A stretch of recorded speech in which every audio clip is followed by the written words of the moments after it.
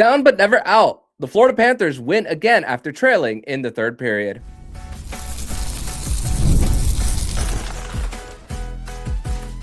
You're Locked On Panthers, your daily podcast on the Florida Panthers. Part of the Locked On Podcast Network, your team every day.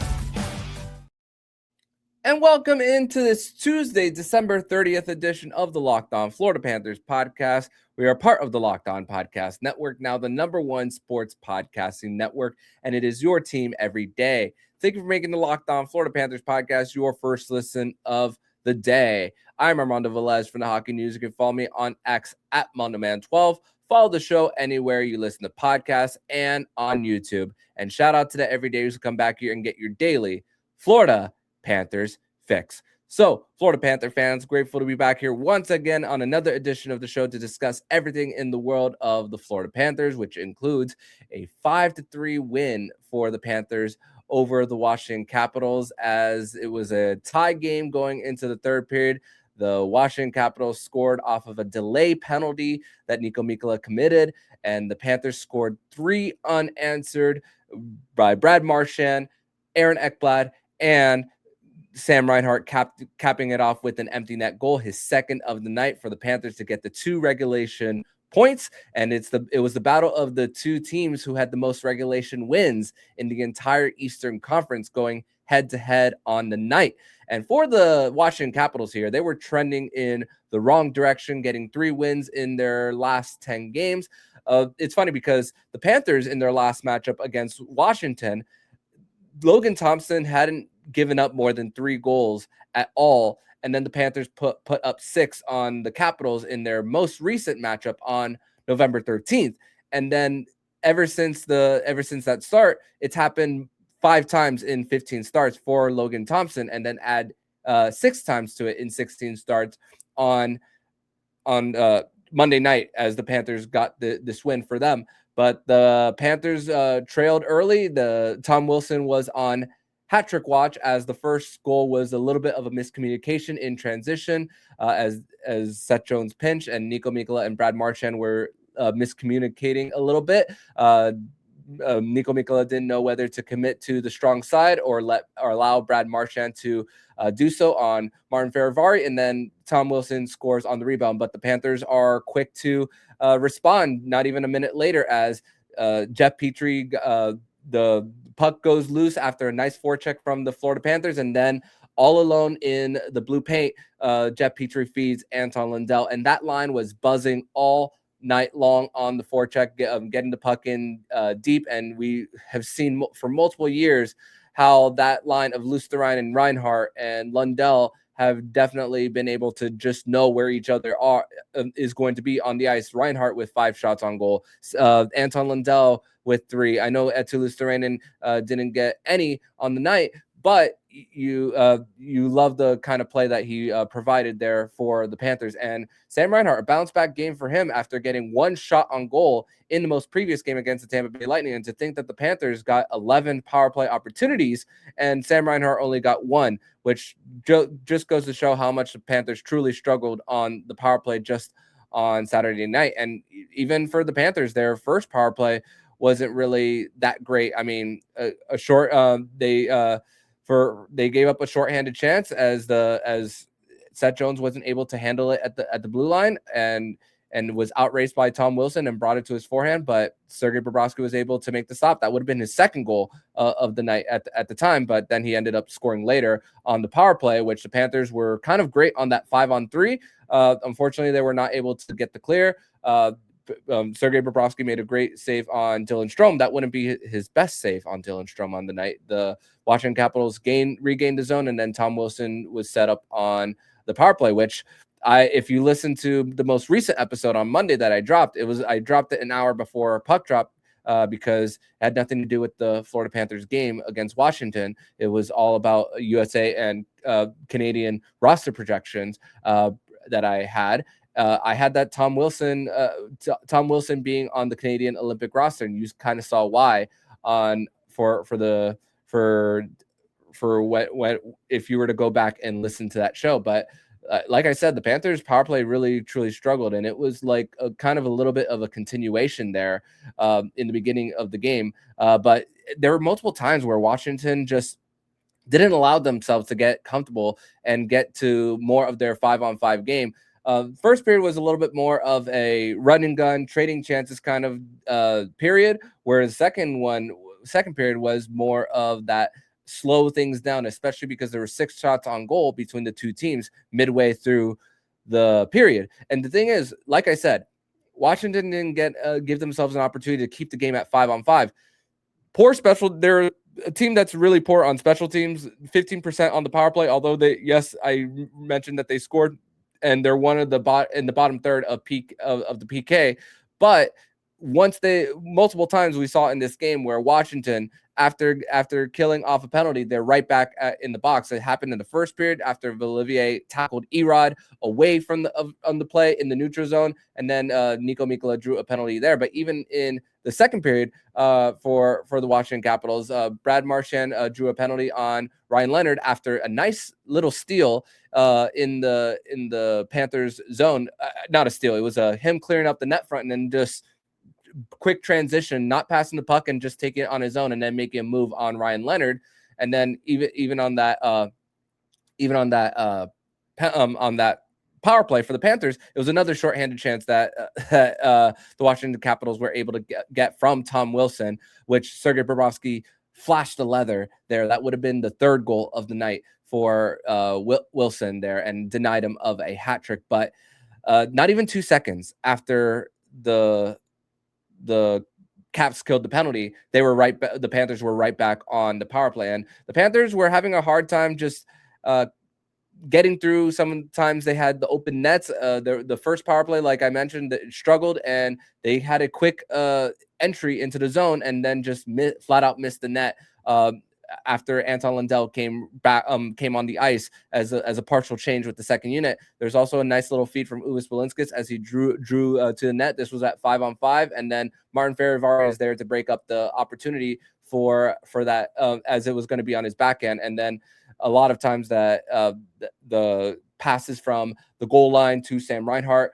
although yes, Sam Reinhart did get 2 goals on the night, but there was multiple times where you saw that setup, the bread and butter play where on the power play, Sam Bennett was behind the goal line doing his best Matthew Tkachuk impersonation, and then Sam Reinhart getting his opportunities. Multiple times did you see him all alone, no screen, and Logan Thompson was able to make the stops there. But for the Panthers, another chance that they had was a nice little steal from Evan Rodriguez from the half wall and setting up Mackie Samoskevich, and just couldn't lift the puck enough. Mackie has been getting his points, but just hasn't been finding the back of the net neither. So it's you wish that the Panthers could have put it away, because you see 44 shot attempts to 20 at 5-on-5 for the Panthers and the Capitals. It was just the fact that Washington was able to get into the shooting lanes, as the blocks were 21-6 on the evening, and Panthers were able to recognize when players were getting out in space, like when Evan Rodriguez was ahead of the play, where just as the Panthers were getting at the tail end of the power play, where Nick Dowd came out of the box and denied Evan Rodriguez of even getting the puck to the net. There were multiple times where you're just waiting for that go-ahead goal in the second period, but didn't happen. The game definitely slowed down, and for the Capitals there, like I mentioned in the very first sentence of the show after introducing myself, the Panthers have a hard time defending a chance in transition, which honestly in the first period they were having a not the worst time defending it. Multiple slides by Aaron Ekblad and Gustav Forsling. One stop on Alexander Ovechkin, another one that Gustav Forsling had on Anthony Beauvillier. But this one, the Panthers weren't able to stop Alexei Protas as he drew a delayed call on Nico Mikkola, which eventually Protas sets the screen from Dylan Strome, and then he gets it through Sergei Bobrovsky. But the Panthers were on it from then. I never felt that the Panthers were necessarily out of this game, as they responded just over 3 minutes later on the power play, mind you. And to think that it's funny because there was a lot of complaining about diving and everything, where the Panthers were going up in transition, and then Alexander Ovechkin interferes Aaron Ekblad in the neutral zone. And then there's another one just minutes later where it was a soccer-like type of flop from Alexander Ovechkin as the Panthers were clearing their net front and then just called back. And to think that even one of the penalties that the Panthers were called for, this actually would have been when the Panthers could have gone up 3-1, a slash on AJ Greer, and we think that Mackie Samoskevich was setting him up, and then the whistle blows, and then the Panthers don't get that 3-1 lead, which honestly, maybe you let that go, but at the same time, stick does make contact with the other, and that's what created the turnover to begin with. But the Panthers just getting to the dirty areas, throwing the puck from a one-timer just as the power play ended. It doesn't count as a power play goal, but Brad Marchand, he got his 1,000th point against Washington, parked right in front. Logan Thompson wasn't able to corral it, and then he bats it right back in. And Washington taking a long time to decide whether they're going to review it or not. And that's just annoying. There needs to be I want to see an actual timer on the TV of the time for between a goal and the decision to actually challenge it. But Panthers coming up in transition after Sergei Bobrovsky making a big stop from Dylan Strome with the skate, and then off a forecheck chance, like we mentioned earlier, with how great that line of Reinhart, Luostarinen, and Lundell were, set up Aaron Ekblad in the slot, and then he gets it past Logan Thompson for his second goal of the season, his first since October 11th. That's the fourth goal for the Panthers defense at 5-on-5. There hasn't been a lot of those this year. Most of them have come from the power play, thanks to Seth Jones mostly this season, who has 5 of them, and his other non-power play goal was 4-on-4 against the Columbus Blue Jackets there. And then just a big kill at the end. Although it hasn't been the best for the Panthers when they needed it, 6-on-4. Nice little backhand from Sam Reinhart, got it to the empty net for a second of the night. And it's a nice win for the Panthers in one that you need to get some momentum going into the Winter Classic. But we're going to transition over to segment number 2, where we're going to discuss our 3 stars of the game and the moment when we knew the game was won. We're going to discuss that next here on the Locked On Florida Panthers podcast. Today's episode is brought to you by Game Time. And there's nothing like being near the ice during hockey season. The speed, hits, atmosphere, it's unmatched. Watching at home is great, but being in the building is a completely different experience. The only thing that used to get in the way was actually getting tickets. Long queues, endless screens, and prices changing at checkout. That's why the Game Time app gives you the advantage back to fans. It's the hack for unlocking amazing NHL tickets and experiences in just a few taps. I pulled up the Game Time app to check out upcoming NHL games and surprised how fast I was able to get great seats. The app is incredibly easy to use. Browsing, comparing, and buying tickets took just minutes. Seeking NHL tickets available for as low as $25 is easy to plan a game night. Knowing tickets are backed by the Game Time guarantee gives real peace of mind. Take the guesswork out of buying NHL tickets with Game Time. Download the Game Time app, create an account, and use code LOCKEDONNHL. That's LOCKEDON NHL for $20 off. Terms apply. Again, create an account and redeem code LOCKEDONNHL for $20 off. Download the Game Time app today. And I'd like to thank you guys once again for making the Locked On Florida Panthers podcast your first listen of the day on the nation's #1 sports podcasting network, Locked On. And if you haven't already, go check out our Everydayer Club. It's an access to an ad-free audio feed for the Locked On Florida Panthers podcast, compatible with Apple Podcasts, Spotify, and every major podcast app. An invite to a members-only Locked On Everydayer Club Discord server, which includes a group chat for listeners of this show. And tap the link in the show notes to learn more.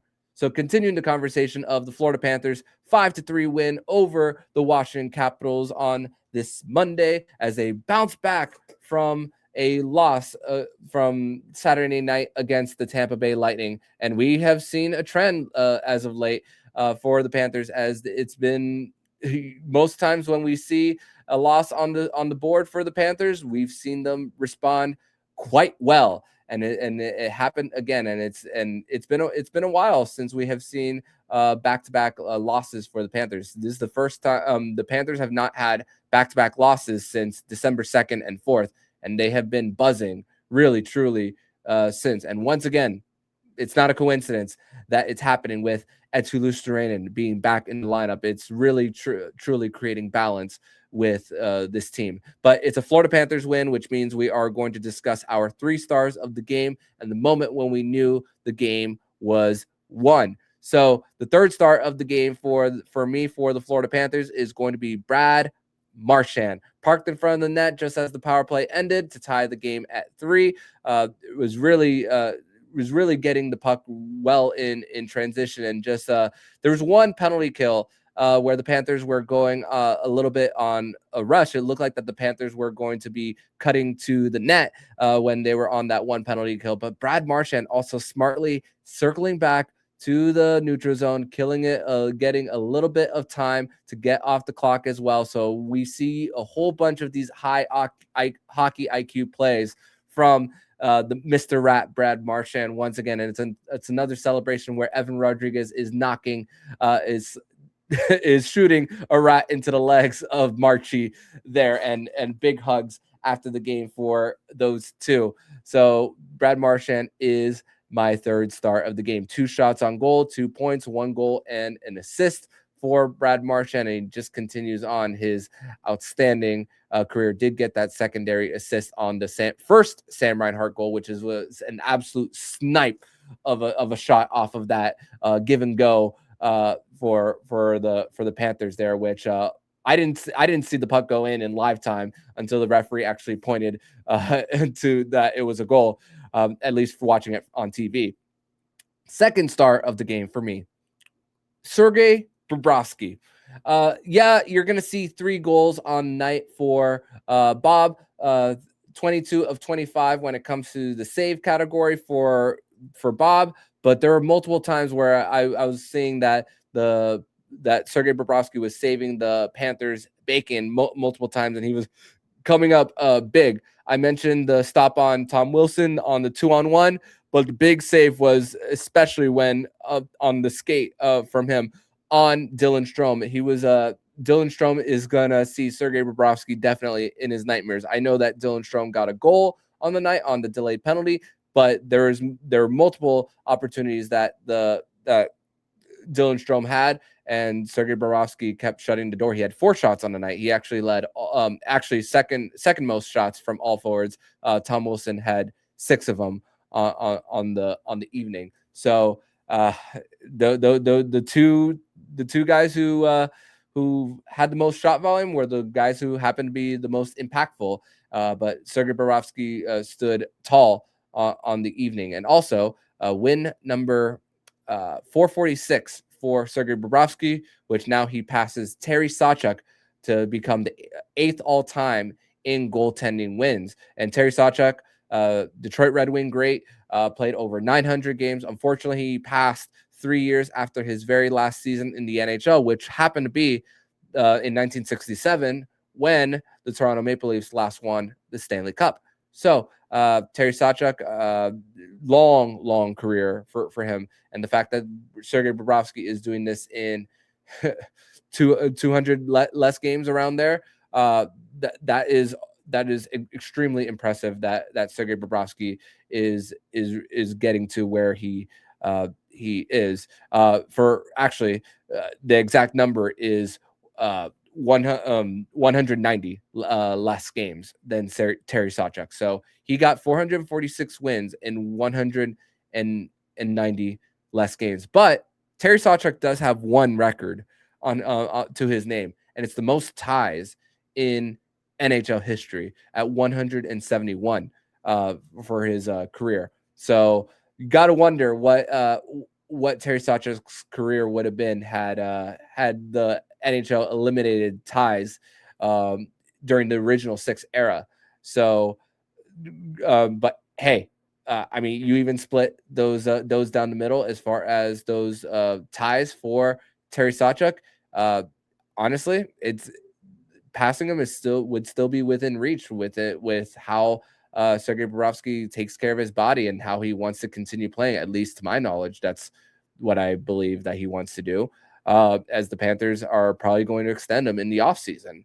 I don't know if that's breaking any news or this isn't reporting, but that's just my assumption that the Panthers are going to continue with Sergei Bobrovsky in net as long as he feels like playing. And again, it was big. He came up big when the Panthers needed him to come up big, and hey, the PK, especially at the end on the 6-on-4, was definitely impactful. Number one star, I got to go with Sam Reinhart. Power play goal, empty net goal, nice little backhand, by the way, going 200 feet. We've seen some incredible empty net goals from Sam Reinhart. Obviously, the most iconic one, in my opinion, is that ricochet off the boards against the Boston Bruins in Game 6 of the first round in 2023. That is still the most impressive empty net goal that I've seen out of Sam Reinhart. But you see him in the late game situations, power play, and for the Panthers here, 2 goals on the night and an assist for Sam Reinhart. So he is going to be my number one star of the game, Samson Reinhart. And he also got that primary assist on the Ekblad goal on a nice little setup, as Ekblad had so much space in that high slot area.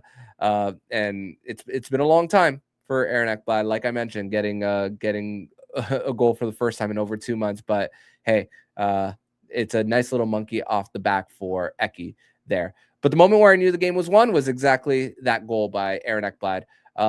Had a nice little feeling as well when Brad Marchand batted it in off the rebound, but I felt more secure about the win for the Panthers there when Aaron Ekblad scored to make it 4-3. The Panthers were able to shut it down as we've seen them do, but it's crazy. Since the game against the Columbus Blue Jackets, we've seen the Panthers come back in the third period 4 times. And three times in that span has been when the Panthers have trailed going into the third period. It wasn't the case tonight, but the LA Kings game and twice against Carolina, you see the Panthers coming back from multiple deficits. And I don't know if I want to call this a trend, a good trend of the Panthers being down but not out and still finding ways to win. But at the same time, you can never turn off the TV when it comes to a Florida Panthers game. And we've seen, especially in their 2 Stanley Cup runs, how it's been less comeback cats and more locking it down. But hey, we can't necessarily complain about this kind of result neither. A win is a win. And again, the Paul Maurice mentioning this on Sunday as far as missing guys and knowing which kind of players you do have, so that when you do get healthy, it's nobody is out of place whenever you have to refer back to certain lines in the lineup. I'm sure Luostarinen-Lundell and Reinhart are going to stay together, but it's going to really be interesting what's going to happen with Sam Bennett and Matthew Tkachuk when they do reunite together. Is it going to be a case of Bennett, Verhaeghe, Tkachuk automatically? Is Verhaeghe going to take some time on the third line? Is Mackey going to go up to that second spot as well, which we've seen also more power play time for Mackey Samoskevich as well. He's definitely earned that with how he was able to definitely fight for pucks in the corners and winning some of his battles. So still a little bit of a project that Mackey Samoskevich is, but has definitely been more of a fit as of late from what I've seen. But we're going to transition over to segment number 3, where we are going to discuss the Panthers having to bounce back very quickly and having to put this in the rearview mirror, as now it's a second game in a second consecutive night as they welcome in the Montreal Canadiens to Sunrise. Segment number 3 here on this Monday, December 30th edition of the Locked On Florida Panthers podcast. Thank you once again for making Locked On Florida Panthers podcast your first listen of the day here on a Tuesday. And the Florida Panthers have to bounce back quickly, like I mentioned, against the Montreal Canadiens, high-flying team. And like I mentioned a few days ago with Cassie Caviello from Chicken to Stands after recapping the Lightning game, the Panthers have had they've done well against teams who are more of those high-speed teams and learning how to slow things down. And it really starts with the neutral zone for the Florida Panthers against this Montreal Canadiens team. I mean, they have two outstanding defensemen who could break the puck out either on their own or with some stretch passes in Noah Dobson and Lane Hudson. Those are two guys who are just outstanding on the back end. And what a trade for Kent Hughes in the offseason to get Lane Hudson from the New York Islanders, as New York has been heading in a new direction with getting the number 1 overall pick and then stocking up some assets to kind of rebuild their farm in Bridgeport, which, by the way, Jeff Merrick actually broke the news that Bridgeport will be relocating to Hamilton come next season. So the Bridgeport Islanders, this is actually their last season in Connecticut for their AHL club. But speaking of minors, I'm happy to hear that the ECHL, the players and the owners have come to an agreement to resume games and to help the players getting up in pay. So, and that they're treated better as far as their days off. But yeah, going back to the preview against the Habs, again, they have guys who could score, who are young, fast. Ivan Demidov was a conversation point for Rookie of the Year, but not a name that has been making a lot of noise this season. But for Montreal, guys who can score at will in Cole Caulfield, Nick Suzuki is definitely a nice two-way center, and they're kind of thin down the middle for tomorrow's game. I mean, they've been without Alex Newhook for quite a bit now in their lineup, so that's going to be a little bit of a struggle for Montreal coming into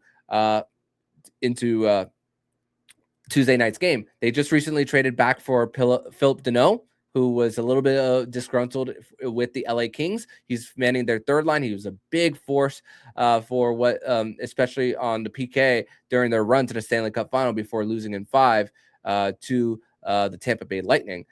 So, you know that even on the power play, a guy like Yaroslav Slavkovsky, number 1 overall pick, is definitely one who could definitely battle along the blue paint, as that dude is absolutely massive. It's going to be really hard for the Panthers to get to battle for their net front battles, especially with him there. So a lot of nice young talent, and this is an opportunity for the Panthers to just say, not yet, for the Montreal Canadiens, as you know, the Panthers are getting older, and it's still a team there with a whole bunch of youth, surrounded with some nice little veterans. Zach Boduk is a guy they traded for to fill their forward, and they had an embarrassment of riches in their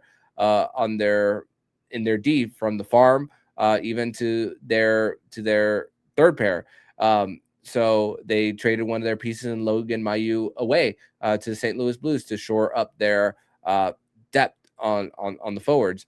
But again, it's still the search for a second line center for them. As right now, Oliver Kapanen is the guy manning that second line for the Habs. So maybe they'll be in the Ryan O'Reilly sweepstakes. Maybe they will. So who knows? But they traded the contract of Carey Price to finally accrue some cap space via which they weren't able to because they were in LTIR.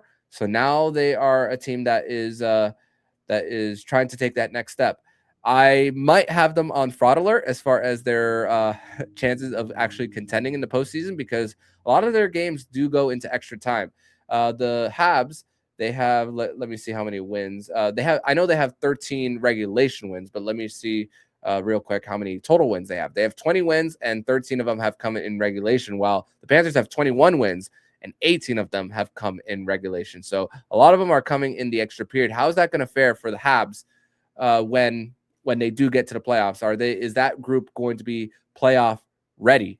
That's the main question that I have for that group. But I mentioned some of the veterans that are still around, like Brendan Gallagher, Josh Anderson, are still guys who are around to at least mentor these young kids.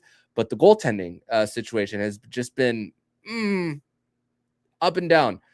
Sam Montembeault is likely no longer considered to be on the Canadian Olympic team after making the Four Nations team last year.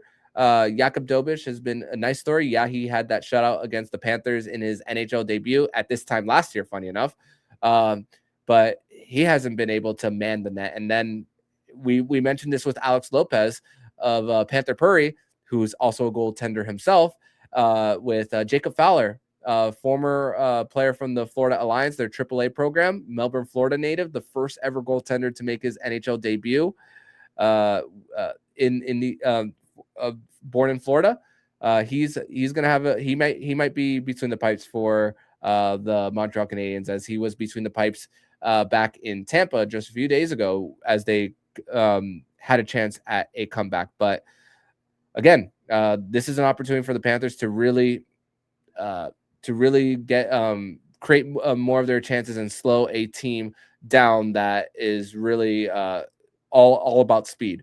There's no Caden Gooley, their best defensive defenseman. Patrick Laine is, although they score a lot of goals, 3.29. Patrick Laine is not there to create those chances, especially on breakaway opportunities or even on the power play, which we've seen over the years how he's a power play beneficiary.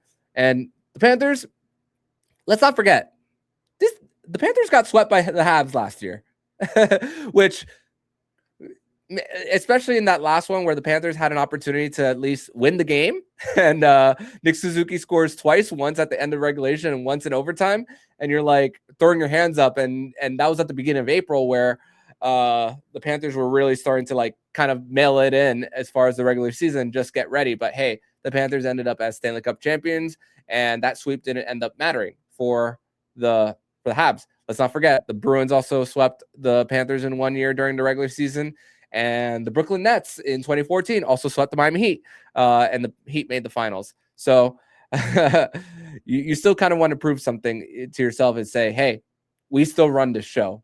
And the Panthers, they'll be coming into a back-to-back while the Habs are rested. I mean, this has been happening a lot lately. Have you guys noticed that the Panthers have been facing teams quite a lot often lately, where the team that they're facing on the second of a back-to-back is rested? I mean, Colorado was rested. St. Louis was rested. The Habs were rested there. I got to go back to all the back-to-backs, but there was no back-to-backs in November, but I don't remember in the very beginning whether in their first back-to-back that they had, whether New Jersey had a game the night before, or whether they did. But it's been something that I've taken a little bit of note. But listen, I even said this weeks ago that the most important game as far as the standing and as far as matchups and what it means for the Panthers and their ability to climb up, because you zoom out, and as great as the Winter Classic is on Friday and being a marquee event, when it comes to who you're fighting for as far as positioning, this game against the Habs is probably the most important of this stretch. And you want some good vibes going into the Winter Classic for sure, and definitely earning it and definitely doing so with 2 days off in between. So we'll see. Danil Tarasov is expected to get the start, and we'll see if the Panthers are up to the challenge, as they know that hopefully the moment won't be too bright for them in the Winter Classic, and that they could at least focus on this right before the big event. Because even Evan Rodriguez, when he took a tour of Lone Depot Park just on Sunday, he said, we haven't really been talking about it because we've just been focusing on this game. You love to hear it. That's what you do love to hear, that they just want to try to win a game, and they take it one game at a time. And then once this is over, then the Panthers could really be in full Winter Classic mode. It's easy for us fans to be in that mode, but it's a little, the players still have to have that even keeledness to themselves about staying in the moment. And that's how you get to back-to-back championships. You can't, even Barkov said it in media day right before he went down, you can't win the Stanley Cup in training camp. You have to get yourself ready as if you are, but knowing that you can't obtain it that day. So this is another step in the process. The Panthers are continuing to build and putting brick by brick, which is so great to see on a night like this. But That's going to do it for today's edition of the Locked On Florida Panthers podcast. Thank you once again for making the Locked On Florida Panthers podcast your first listen of the day. On tomorrow's edition of the show, Jacob Winans will be back to break down the Panthers versus Habs game, and then we will be getting ready for the marquee event on Friday night from Little Havana. Thank you guys, as always, for listening. And as always, if you like what you're hearing, please subscribe to the podcast to be notified every single time the Locked On Florida Panthers podcast jumps into your podcast feed. Don't forget to also subscribe to the other shows on the Locked On NHL network, including Locked On NHL, Locked On Fantasy Hockey, Flip Livingstone and Steel Roden, and Locked On NHL Prospects. Thank you once again for making the Locked On Florida Panthers podcast your first listen of the day. So I'm Armando Velez, signing off.